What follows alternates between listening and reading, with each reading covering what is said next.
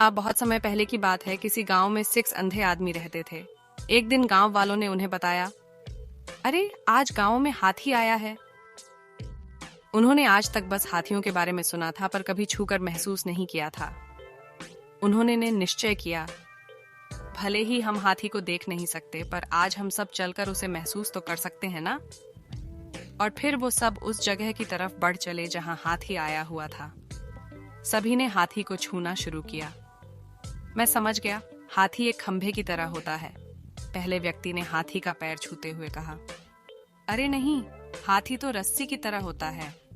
दूसरे व्यक्ति ने पूंछ पकड़ते हुए कहा। मैं बताता हूँ, ये तो पेड़ के तने की तरह है। तीसरे व्यक्ति ने सूंड पकड़ते हुए कहा। तुम लोग क्या बात कर रहे हो? हाथी एक बड़े हाथ के पंखे की तरह होता है।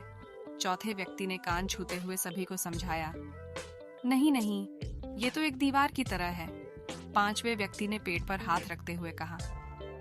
ऐसा नहीं है, हाथी तो एक कठोर नली की तरह होता है। छठे व्यक्ति ने अपनी बात रखी और फिर सभी आपस में बहस करने लगे और खुद को सही साबित करने में लग गए। उनकी बहस तेज होती गई और ऐसा लगने लगा मानो वो आपस में लड़ ही पड़ेंगे।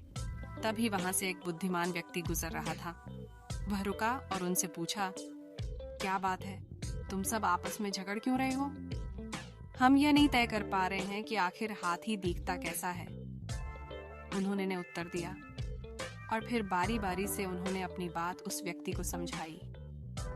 बुद्धिमान व्यक्ति ने सभी की बात शांति से सुनी और बोला, तुम सब अपनी अपनी जगह सही हो।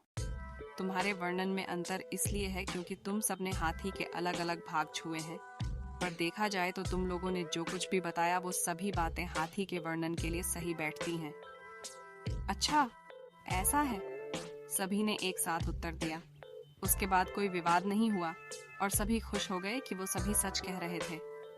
दोस्तों, कई बार ऐसा होता है कि हम अपनी बात को लेकर अड़ जाते हैं कि हम ही सही हैं और बाकी सब गलत है।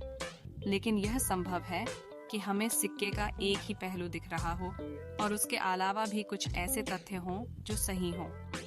इसलिए हमें अपनी बात तो रखनी चाहिए, पर दूसरों की बात भी सब्र से सुननी चाहिए और कभी भी बेकार की बहस में नहीं पड़ना चाहिए।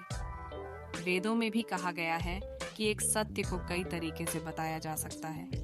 तो जब अगली बार आप ऐसी किसी बहस में पड़ें तो याद कर लीजिएगा कि कहीं ऐसा तो नहीं कि आपके हाथ में सिर्फ पूंछ है और बाकी हिस्से किसी और के पास हैं।